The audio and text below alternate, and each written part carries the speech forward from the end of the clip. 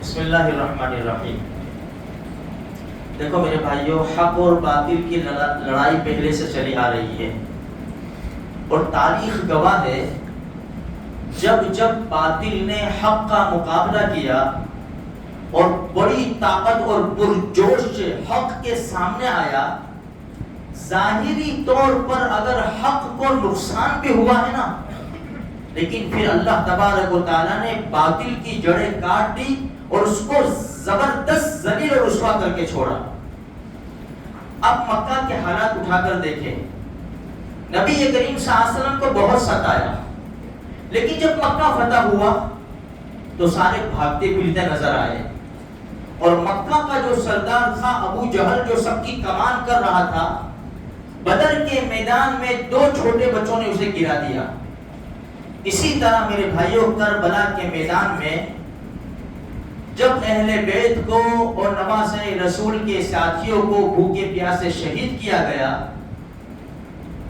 اس کے دوسرے ہی دن سے کتابوں میں لکھا ہے کہ یزید اس کے بعد 3 سال 8 مہینے زندہ رہا، لیکن ایک بھی دن چین سکون کا نہیں تھا. دوسرے دن سے اس کو بے چینی شروع ہو گئی.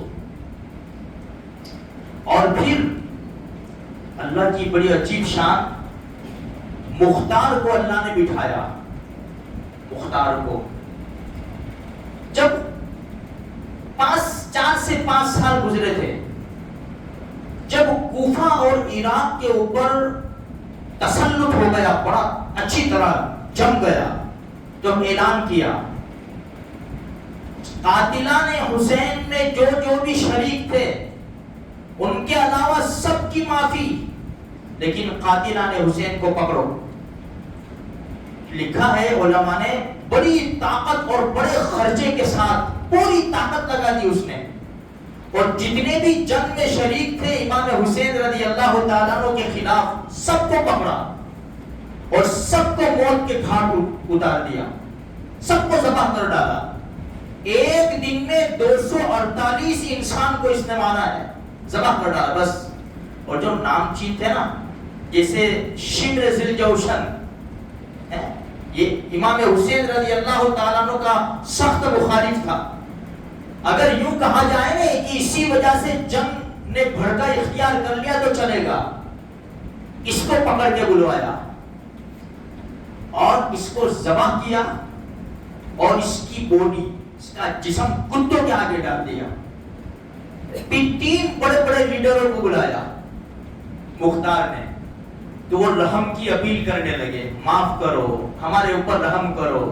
فرمایا نالائقو، تم نے نواز رسول کے اوپر رحم نہیں کیا اور ان کو شہید کر دیا، میں تمہارے اوپر رحم کروں گا. سب کو قتل کا حکم دے دیا. عمرو ابن سعد جو نواز رسول کے خلاف کمان کر رہا تھا لشکر کی، جب اس کا سر اس کو ذبح کر کے اس کا سر مختار کے پاس لایا گیا، تو پہلے سے مختار نے اس کے بیٹے حفص کو بلا لیا تھا، بیٹھ جایا. جب باپ کا سر لایا گیا عمرو ابن سعد کا، مختار نے کہا پہچانتا ہے یہ سر؟ کہا کہ ہاں پہچانتا ہوں. باپ کا سر تھا، کیوں نہیں پہچانے گا؟ ہاں پہچانتا ہوں. کہنے لگا اب ان کے بعد میری زندگی بھی بیکار ہے، فرمایا اس کو بھی قتل کر دو. پھر مختار نے کہا حضرت حسین رضی اللہ تعالیٰ عنہ کے بدلے میں عمرو ابن سعد کو مارا میں نے، اور علی اکبر کے بدلے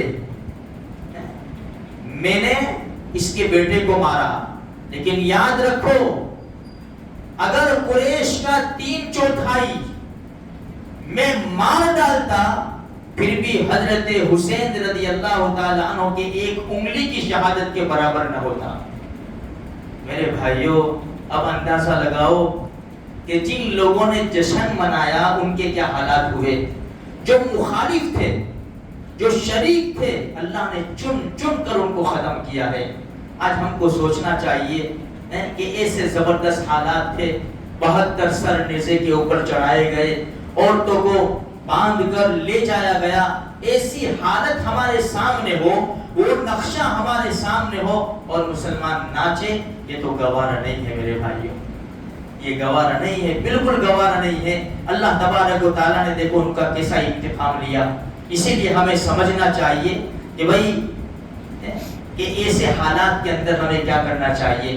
بار بار کہنا بھی نہیں اچھا لگتا کہ بھائی ہمارے گھر میں اللہ نہ کرے ایسے حالات آ جائے، کون خوشی منائے گا۔ خیر میرے بھائیوں، کل بھی میں نے کہا تھا، آج بھی کہہ رہا ہوں کہ شہادت حسین کو اب 1 سال کے لیے بھول مت جانا۔ ہماری کمزوری یہی ہے، 10 دن ہم تذکرہ کرتے ہیں، پھر شہادت حسین کو، کربلا کے میدان کو، بھوک پیاس کو ہم بھول جاتے ہیں۔ ایسے بھولتے ہیں کہ جب محرم کا پہلا چاند نظر آتا ہے پھر ہم نیند سے بیدار ہوتے ہیں۔ اللہ تبارک و تعالی ہم تمام کو آل رسول سے، اہل بیت سے سچی محبت نصیب فرماوے، اور اللہ تبارک و تعالی ایسے کام کرنے کے ہمیں توفیق نصیب فرماوے جس سے اللہ بھی راضی ہو جائے، اللہ کے پیارے رسول صلی اللہ علیہ وسلم بھی راضی ہو جائے۔